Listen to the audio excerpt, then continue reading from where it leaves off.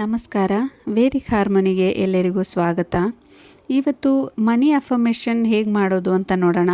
ಇದು ಕಂಪ್ಲೀಟಾಗಿ ಕನ್ನಡದಲ್ಲಿದೆ ಅಫರ್ಮೇಷನ್ನು.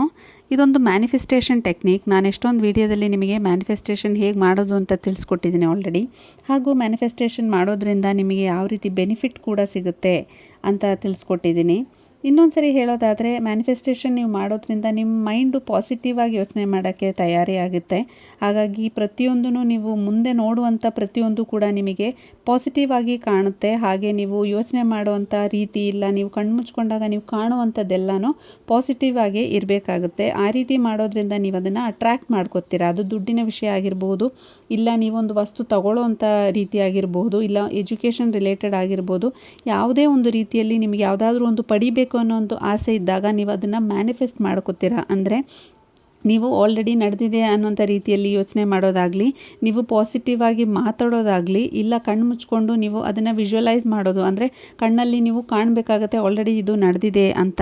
ಈ ರೀತಿ ಮಾಡೋದನ್ನು ನಾವು ಮ್ಯಾನಿಫೆಸ್ಟೇಷನ್ ಅಂತ ಹೇಳ್ತೀವಿ. ಇದಕ್ಕೆ ತುಂಬಾ ಪವರ್ ಇರುತ್ತೆ ಈ ರೀತಿ ಮಾಡೋದ್ರಿಂದ. ಹಾಗೂ ರಿಪೀಟೆಡ್ಲಿ ನಾವು ಮಾಡೋದ್ರಿಂದ, ಅಂದರೆ ಪ್ರತಿದಿನ ನೀವು ಇದನ್ನು ಅಭ್ಯಾಸ ಮಾಡ್ಕೊಳ್ಳೋದು ತುಂಬಾ ಒಳ್ಳೆಯದಾಗುತ್ತೆ.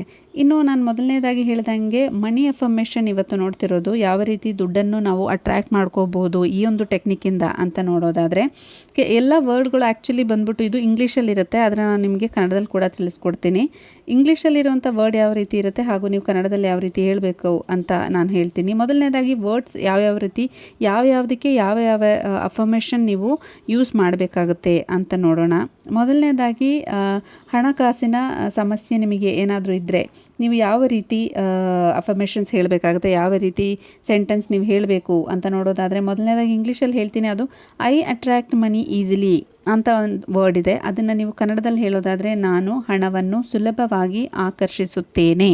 ಈ ರೀತಿ ನೀವು ಕನ್ವರ್ಟ್ ಮಾಡ್ಕೋಬೋದು. ಎಷ್ಟೋ ಜನಕ್ಕೆ ಇದು ಇಂಗ್ಲೀಷಲ್ಲಿ ಬರೆಯೋಕ್ಕಾಗಲಿ ಇಲ್ಲ ಹೇಳೋಕ್ಕಾಗಿ ರಿಪೀಟಾಗಿ ಹೇಳೋದಕ್ಕೆ ಕಷ್ಟ ಆಗ್ತಿರುತ್ತೆ. ಹಾಗಾಗಿ ನಾನು ಇದನ್ನು ಕನ್ನಡದಲ್ಲಿ ನಿಮಗೆ ಹೇಳ್ತಾ ಇದ್ದೀನಿ. ಈ ರೀತಿ ಇದೆ, ಐ ಅಟ್ರ್ಯಾಕ್ಟ್ ಮನಿ ಈಸಿಲಿ. ನೀವು ಇಂಗ್ಲೀಷಲ್ಲಾದರೂ ಮಾಡ್ಕೋಬೋದು, ಇಲ್ಲ ಕನ್ನಡದಲ್ಲಾದರೂ ಮಾಡ್ಕೋಬೋದು. ಕನ್ನಡದಲ್ಲಿ ಹೇಳೋದಾದರೆ, ನಾನು ಹಣವನ್ನು ಸುಲಭವಾಗಿ ಆಕರ್ಷಿಸುತ್ತೇನೆ. ಎರಡನೇ ವರ್ಡ್ ಬಂದು wealth and prosperity always flow into my life. ಸಂಪತ್ತು ಮತ್ತು ಐಶ್ವರ್ಯ ನನ್ನ ಜೀವನದಲ್ಲಿ ಸದಾ ಹರಿದು ಬರುತ್ತದೆ. ನಾನು ಸ್ಕ್ರೀನ್ ಮೇಲೆ ಕೊಟ್ಟಿರ್ತೀನಿ, ನೀವು ಬೇಕಿದ್ರೆ ಬರೆದಿಟ್ಕೋಬೋದು. ಇನ್ನು ನೆಕ್ಸ್ಟ್ ಬಂದು ಐ ಡಿಸರ್ವ್ ಫಿನಾನ್ಷಿಯಲ್ ಫ್ರೀಡಮ್. ನಾನು ಆರ್ಥಿಕ ಸ್ವಾತಂತ್ರ್ಯವನ್ನು ಹೊಂದಲು ಅರ್ಹನಾಗಿದ್ದೇನೆ. ಆಯಿತಾ, ಇದು ಮೂರನೇ ಅಂತ ಅಫರ್ಮೇಷನ್. ಇನ್ನು ನಾಲ್ಕನೇದು ಬಂದು I easily find new financial opportunities.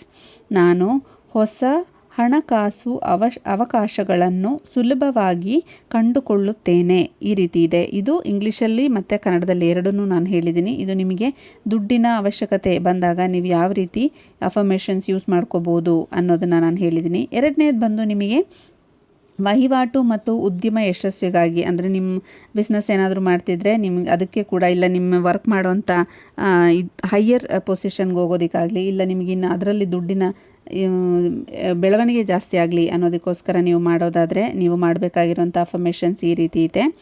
ನನ್ನ ಉದ್ಯಮ ಬೆಳೆಯುತ್ತದೆ ಮತ್ತು ಚಿಗುರುತ್ತದೆ. ಓಕೆ, ನೆಕ್ಸ್ಟ್ ಬಂದು ನಾನು ಹಣಕಾಸಿನ ಯಶಸ್ಸು ತರಬಲ್ಲ ಅವಕಾಶಗಳನ್ನು ಆಕರ್ಷಿಸುತ್ತಿದ್ದೇನೆ. ಮೂರನೇದು ಯಶಸ್ಸು ಮತ್ತು ಐಶ್ವರ್ಯ ನನ್ನ ಜನ್ಮ ಹಕ್ಕಾಗಿದೆ. ನಾಲ್ಕನೇದು ನಾನು ಆರ್ಥಿಕ ಸ್ವಾತಂತ್ರ್ಯಕ್ಕೆ ಅರ್ಹನಾಗಿದ್ದೇನೆ. ಸೊ ಈ ಥರ ವರ್ಡ್ಗಳನ್ನ ನಾವು ಅಫರ್ಮೇಷನ್ ಅಂತ ಹೇಳ್ತೀವಿ. ನಾವು ಪಾಸಿಟಿವ್ ಆಗಿ ತುಂಬ ಪವರ್ಫುಲ್ ಆಗಿರೋವಂಥ ವರ್ಡ್ಗಳನ್ನ ನಾವು ಇಲ್ಲಿ ಯೂಸ್ ಮಾಡ್ತಿದ್ದೀವಿ. ಹಾಗಾಗಿ ಅದನ್ನು ಅಟ್ರ್ಯಾಕ್ಟ್ ಮಾಡ್ಕೊಳ್ಳೋದು ಮ್ಯಾನಿಫೆಸ್ಟೇಷನ್ ಟೆಕ್ನಿಕಲ್ಲಿ ನಾವು ಇದನ್ನು ಅಟ್ರ್ಯಾಕ್ಟ್ ಮಾಡ್ಕೊಂಡಾಗ ತುಂಬ ಪಾಸಿಟಿವ್ ಆಗಿರೋವಂಥ ರಿಸಲ್ಟ್ ಕೂಡ ನಿಮಗೆ ಬೇಗನೆ ಸಿಗುತ್ತೆ. ಇನ್ನು ನೆಕ್ಸ್ಟ್ ನೋಡೋದಾದರೆ, ಹಣ ಸಂಬಂಧಿತ ಅಡೆತಡೆಗಳು ಏನಾದರೂ ನಿಮಗೆ ಆಗಿದ್ದಿದ್ರೆ ಅದನ್ನು ನಿವಾರಣೆ ಮಾಡೋದು ಯಾವ ರೀತಿ ವರ್ಡಿಂಗ್ಸ್ ಯೂಸ್ ಮಾಡಿ ಅಂತ ನೋಡೋದಾದರೆ, ಮೊದಲನೇದು ಹಣ ಒಳ್ಳೆಯದಾಗಿದೆ, ನಾನು ಅದನ್ನು ಸಂಪಾದಿಸಲು ಅರ್ಹನಾಗಿದ್ದೇನೆ. ಎರಡನೇದು ಸಂಪತ್ತು ಮತ್ತು ಆರ್ಥಿಕ ಸುಖ ನನಗೆ ಸುಲಭವಾಗಿ ಲಭ್ಯವಾಗುತ್ತದೆ. ಈ ರೀತಿ ಇದೆ. ಇದು ಯಾವ್ಯಾವುದಕ್ಕೆ ಅಂತ ನಾನು ಆಲ್ರೆಡಿ ತಿಳಿಸ್ಕೊಟ್ಟೆ ನಿಮಗೆ. ಸೊ ಈ ವರ್ಡಿಂಗ್ಸ್ನ ನೀವು ಬರೆದಿಟ್ಕೋಬೋದು ಒಂದು ಬುಕ್ಕಲ್ಲಿ. ಹಾಗೆ ಅಫರ್ಮೇಷನ್ ಯಾವ ರೀತಿ, ಅಂದರೆ ಮ್ಯಾನಿಫೆಸ್ಟೇಷನ್ ಯಾವ ರೀತಿ ನೀವು ಮಾಡಬೇಕು ಅಂತ ನೋಡೋದಾದರೆ, ಮೊದಲನೇದಾಗಿ ನೀವು ಯಾವ್ಯಾವ ಸಮಯದಲ್ಲಿ ಮಾಡಬೇಕು ಅಂತ ನೋಡಿದ್ರೆ, ಬೆಳಗ್ಗೆ ಬೆಳಗ್ಗೆ ಎದ್ದಿದ ತಕ್ಷಣ ಅಂದರೆ ನೀವು ಮೊಬೈಲ್ ಫೋನು ಏನಾದರೂ ಚೆಕ್ ಮಾಡೋದಕ್ಕೆ ಮುಂಚೆನೇ ನೀವು ಮನಿ ಅಫರ್ಮೇಷನ್ ಹೇಳಬೇಕಾಗುತ್ತೆ. ನೀವು ಇಮ್ಮಿಡಿಯೇಟಾಗಿ ನೀವು ಎದ್ದಿದ ತಕ್ಷಣ ನೀವು ಇದನ್ನು ಮಾಡಬೇಕಾಗುತ್ತೆ. ಇನ್ನು ನೆಕ್ಸ್ಟು ಹೇಳೋದಾದರೆ ರಾತ್ರಿ ಮಲಗೋಕ್ಕೆ ಮುಂಚೆ ನೀವು ಹೇಳ್ಬೋದು. ಅಂದರೆ ನಿಮ್ಮ ಕೆಲಸ ಎಲ್ಲಾಗಿ ಪೀಸ್ಫುಲ್ಲಾಗಿ ನೀವು ಮಲಗೋಕ್ಕೆ ಬರ್ತಿರಲ್ಲ ಬೆಡ್ಡಲ್ಲಿ, ಅಂಥ ಸಂದರ್ಭದಲ್ಲಿ ಕೂಡ ನೀವು ಈ ಮ್ಯಾನಿಫೆಸ್ಟೇಷನ್ ಟೆಕ್ನಿಕ್ ಹೇಳ್ಬೋದು. ಹಾಗಾಗಿ ನಿಮಗೆ ನೀವು ಮಲಗಿದ ನಂತರ ಕೂಡ ನೀವೇನು ಹೇಳಿದ್ದೀರಾ ಅದೇನೇ ಕನಸಲ್ಲೂ ಕೂಡ ನಿಮ್ಮ ಮಲಗಿದ ನಂತರ ಸ್ಲೀಪಿಂಗ್ ಮೋಡಲ್ಲಿ ಏನಿರುತ್ತೋ ಬ್ರೈನಲ್ಲಿ ಅದೇನೇ ವರ್ಕ್ ಆಗ್ತಾ ಇರುತ್ತೆ. ಹಾಗೆ ನೆಕ್ಸ್ಟು ನೀವು ಹೇಳೋದಾದರೆ ಮೆಡಿಟೇಷನ್ ಮಾಡುವಂಥ ಸಂದರ್ಭದಲ್ಲಿ, ಇಲ್ಲಾಂದರೆ ಪೂಜೆ ಮಾಡುವಂಥ ಸಂದರ್ಭದಲ್ಲಿ ನೀವು ಹೇಳ್ಬೋದು. ಮೆಡಿಟೇಷನ್ ಮಾಡುವಾಗ ನಮಗೆ ಗೊತ್ತು ತುಂಬ ಪೀಸ್ಫುಲ್ಲಾಗಿರ್ತೀವಿ, ನಾವು ಸೈಲೆಂಟಾಗಿರ್ತೀವಿ, ಅಂಥ ಸಂದರ್ಭದಲ್ಲಿ ಕೂಡ ನೀವು ಮಾಡ್ಕೋಬೋದು. ಇನ್ನು ನೆಕ್ಸ್ಟು ನೀವು ಮಿರರ್ ಮುಂದೆ ನಿಂತ್ಕೊಂಡಾಗ ಕೂಡ ನೀವು ಅದನ್ನು ಹೇಳ್ಬೋದು. ನಿಮಗೆ ನೀವೇ ಹೇಳುವಾಗ ಒಂದಷ್ಟು ಶಕ್ತಿ ಹೆಚ್ಚಾಗುತ್ತೆ. ಹಾಗಾಗಿ ನೀವು ಕನ್ನಡಿ ಮುಂದೆ ನಿಂತ್ಕೊಂಡು ಕೂಡ ನೀವು ಅಫರ್ಮೇಷನ್ಸ್ ಹೇಳ್ಬೋದು. ಇನ್ನು ನೀವು ಬರೆಯೋದು ಕೂಡ ತುಂಬ ಒಳ್ಳೆಯದು. 11 ಬಾರಿ ಇಲ್ಲ 21 ಬಾರಿ ಯಾವುದಾದ್ರೂ ಒಂದು ವರ್ಡ್ ನೀವು ಪಿಕ್ ಮಾಡಿ, ನಾನು ಹೇಳಿದ್ರಲ್ಲಿ ಯಾವುದಾದ್ರೂ ಒಂದನ್ನು ನೀವು ಪಿಕ್ ಮಾಡಿ, ಶಕ್ತಿಯಾಗಿರೋದು ಯಾವುದು ನಿಮಗೆ ಸೂಕ್ತವಾಗಿರೋದನ್ನು ನೀವು ಆಯ್ಕೆ ಮಾಡಿಕೊಂಡು ಅದನ್ನು ನೀವು ಬುಕ್ಕಲ್ಲಿ ನೀವು ಬರೀಬೋದು. 11 ಇಲ್ಲಾಂದರೆ 21 ಸರಿ ನೀವು ಇದನ್ನು ಬರ್ಕೋಬೋದು. ಇನ್ನು ಯಾವ ಥರ ಹೇಳಬೇಕು ಅಂತ ನೋಡೋದಾದರೆ, ಒಂದು ಶಾಂತಿಯಾದಂಥ ಜಾಗದಲ್ಲಿ ನೀವು ಅಂದರೆ ತುಂಬ ಗಲಾಟೆ ಇರುವಂಥ ಜಾಗದಲ್ಲಿ ಕೂತ್ಕೋಬಾರ್ದು. ಪೀಸ್ಫುಲ್ ಆಗಿರುವಂಥ ಜಾಗದಲ್ಲಿ ನೀವು ಕೂತ್ಕೊಂಡು ಯಾರೂ ಡಿಸ್ಟರ್ಬೆನ್ಸ್ ಇಲ್ದಿರ ನೀವು ಇದನ್ನು ಮಾಡೋದ್ರಿಂದ ಇನ್ನೂ ನಿಮ್ಮ ಮೈಂಡು ಕೂಡ ಫ್ರೆಶ್ ಆಗುತ್ತೆ.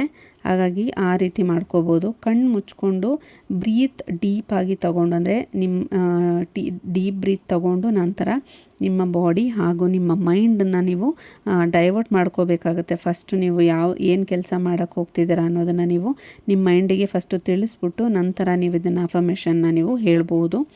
ಇನ್ನು ನೆಕ್ಸ್ಟ್ ಹೇಳೋದಾದರೆ ಸ್ಪೀಕ್ ವಿತ್ ಎಮೋಷನ್ ಅಂತ ಹೇಳ್ತೀವಿ ನಾವು. ತುಂಬ ಆಳದಿಂದ ಮನಸಾರೆ ತುಂಬ ಆಳದಿಂದ ನಾವು ಅದನ್ನು ಹೇಳ್ಕೋಬೋದು. ಮನಸಾರೆ ತುಂಬ ನಮಗೆ ಎಮೋಷನ್ಸ್ ಇರುತ್ತೆ ಕೆಲವೊಂದು ಸಿಚುವೇಷನ್ಸಲ್ಲಿ, ಸೊ ಆ ರೀತಿ ಕೂಡ ನಾವು ರಿಪೀಟ್ ಮಾಡ್ಕೋಬೋದು. ಇನ್ನು ವಿಜುವಲೈಸ್ ಮಾಡ್ಕೋಬೋದು. ಅಂದರೆ ನಾನು ಎಷ್ಟೊಂದು ಮ್ಯಾನಿಫೆಸ್ಟೇಷನಲ್ಲಿ ನಿಮಗೆ ಹೇಳ್ತೀನಿ, ಅದನ್ನು ಇಮ್ಯಾಜಿನ್ ಮಾಡ್ಕೊಳ್ಳಿ ಅಂತ. ಕಣ್ಣಾರೆ ನೀವು ಕಾಣಬೇಕಾಗುತ್ತೆ, ಈ ರೀತಿ ನಡೆದಿದೆ, ಈ ರೀತಿ ಆಗಿದೆ. ಒಂದು ಬಿಸ್ನೆಸ್ ಸ್ಟಾರ್ಟ್ ಮಾಡೋಕ್ಕೆ ಆಸೆ ಇದ್ದರೆ ಅದು ಆಲ್ರೆಡಿ ನಡೆದಿದೆ ಅನ್ನೋ ರೀತಿಯಲ್ಲಿ ನೀವು ಇಮ್ಯಾಜಿನ್ ಮಾಡ್ಕೋಬೇಕಾಗುತ್ತೆ ಅಂತ ಎಷ್ಟೊಂದು ಮ್ಯಾನಿಫೆಸ್ಟೇಷನ್ ಟೆಕ್ನಿಕಲ್ಲಿ ನಾನು ಹೇಳಿದ್ದೀನಿ. ಸೊ ಆ ರೀತಿ ಕೂಡ ನೀವು ಮಾಡ್ಕೋಬೋದು. ಇನ್ನೊಂದು ರಿಪೀಟ್ ಮಾಡೋದು, ಕನ್ಸಿಸ್ಟೆನ್ಸಿ. ಅಂದರೆ ನೀವು ಸ್ಟಾಪ್ ಮಾಡಿದ್ರೆ ಅದು ನಿಮಗೆ ಸಿಗೋವರೆಗೂ ಬಿಡದಿರಾನೇ ಮಾಡುವಂಥ ಒಂದು ಸಂದರ್ಭ ನೀವು ಕ್ರಿಯೇಟ್ ಮಾಡ್ಕೋಬೇಕಾಗುತ್ತೆ. ಅದು ಒಂದು ದಿನಕ್ಕೆ 21 ಸಾರಿ ಹೇಳೋದಾಗಲಿ ಇಲ್ಲ 108 ಸರಿ ಹೇಳೋದಾಗಲಿ ನೀವು ಮಾಡ್ಕೋಬೋದು. ಬೆಸ್ಟು ರಿಸಲ್ಟ್ ನಿಮಗೆ ಸಿಗುತ್ತೆ. ಡೈಲಿ ಮಾಡೋದ್ರಿಂದ ತುಂಬಾ ಒಳ್ಳೆಯದು. ಒಂದು ಸರಿ ಮಾಡಿ ನಾನು ಒಂದು ಸರಿ ಮಾಡಿದೆ ನಂಗೆ ಸಿಕ್ಕಿಲ್ಲ ಅಂತ ಬೇಜಾರು ಮಾಡ್ಕೊಳ್ಳೋದಕ್ಕಿಂತ ನಮಗೆ ಅದು ಸಾಧನೆ ಮಾಡೋವರೆಗೂ ನಾವು ಪದೇ ಪದೇ ರಿಪೀಟ್ ಮಾಡೋದ್ರಿಂದ ತುಂಬ ಒಳ್ಳೆಯ ಫಲ ಕೂಡ ನಿಮಗೆ ಸಿಗುತ್ತೆ.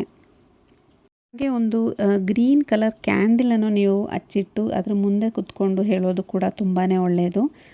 ಇಲ್ಲಾಂದರೆ ಒಂದು ಗೋಮತಿ ಚಕ್ರ ಇದ್ದರೆ ನಿಮ್ಮ ಹತ್ರ ಒಂದು 11 ಗೋಮತಿ ಚಕ್ರ ಇದ್ದರೆ ಅದು ಒಂದು ತಟ್ಟೆಯಲ್ಲಿಟ್ಟು ಅದ್ರ ಮುಂದೆ ಕೂತ್ಕೊಂಡು ಕೂಡ ನೀವು ಇದನ್ನು ಅಫರ್ಮೇಷನ್ನ ನೀವು ಹೇಳ್ಕೋಬೋದು. ಅದು ಕೂಡ ತುಂಬಾ ಒಳ್ಳೆಯದು. ನಿಮಗೆ ಈ ಗ್ರೀನ್ ಕ್ಯಾಂಡಲ್ ಈಸಿಯಾಗಿ ಸಿಗುತ್ತೆ, ನೀವು ಅಂಗಡಿಯಲ್ಲಿ ನೋಡಿಕೊಂಡು ಅದನ್ನು ಹಚ್ಚಿ ಅದನ್ನು ನೋಡಿಕೊಂಡು ನೀವು ಹೇಳೋದು ಕೂಡ ತುಂಬಾ ಒಳ್ಳೆಯದಾಗುತ್ತೆ. ಹಾಗೆ ಕೇಳೋದು ಕೂಡ ನೀವು ಅಫರ್ಮೇಷನ್ಸ್ನ ಕೇಳೋದು ಕೂಡ ತುಂಬಾ ಒಳ್ಳೆಯದು. ಅದೆಲ್ಲ ಮುಗಿದ ನಂತರ ನಿಮ್ಮ ಅಫರ್ಮೇಷನ್ ಅಂದರೆ ನಿಮ್ಮ ಮ್ಯಾನಿಫೆಸ್ಟೇಷನ್ ಏನು ಮಾಡ್ತಿದ್ದೀರ ಅದೆಲ್ಲ ಮುಗಿದ ನಂತರ ಕೊನೆಯಲ್ಲಿ ನೀವು ಥ್ಯಾಂಕ್ ಯು ಅಂತ 3 ಸರಿ ಹೇಳೋದು ಕೂಡ ತುಂಬ ಒಳ್ಳೆಯದು. ಇದರಿಂದ ತುಂಬ ಒಳ್ಳೆಯ ರಿಸಲ್ಟ್ ಕೂಡ ನಿಮಗೆ ಸಿಗುತ್ತೆ. ಗ್ರ್ಯಾಟಿಟ್ಯೂಡ್ ನೀವು ತೋರಿಸ್ತಿದ್ದೀರಾ ಯೂನಿವರ್ಸ್ ಕಡೆಗೆ, ಹಾಗಾಗಿ ನಿಮಗೆ ಬೇಗ ರಿಸಲ್ಟ್ ಸಿಗೋವಂಥ ಚಾನ್ಸಸ್ ಜಾಸ್ತಿ ಇರುತ್ತೆ. ಎಲ್ಲರೂ 100% ರಿಸಲ್ಟ್ ಸಿಕ್ಕಿದೆ. ನೀವೆಲ್ಲರೂ ಕೂಡ ಮಾಡಿ ನೋಡಿ, ಒಳ್ಳೆಯದಾಗುತ್ತೆ. ಎಲ್ಲರಿಗೂ ಒಳ್ಳೆಯದಾಗಲಿ ಅಂತ ಬೇಡ್ಕೊತಾ ನನ್ನ ವಿಡಿಯೋ ನಿಮಗೆ ಇಷ್ಟ ಆಗಿದ್ದರೆ ನನ್ನ ಚಾನಲನ್ನು ಸಬ್ಸ್ಕ್ರೈಬ್ ಮಾಡಿ. ಹಾಗೆ ಮುಂದಿನ ವಿಡಿಯೋದಲ್ಲಿ ಸಿಗೋವರೆಗೂ ನಮಸ್ಕಾರ.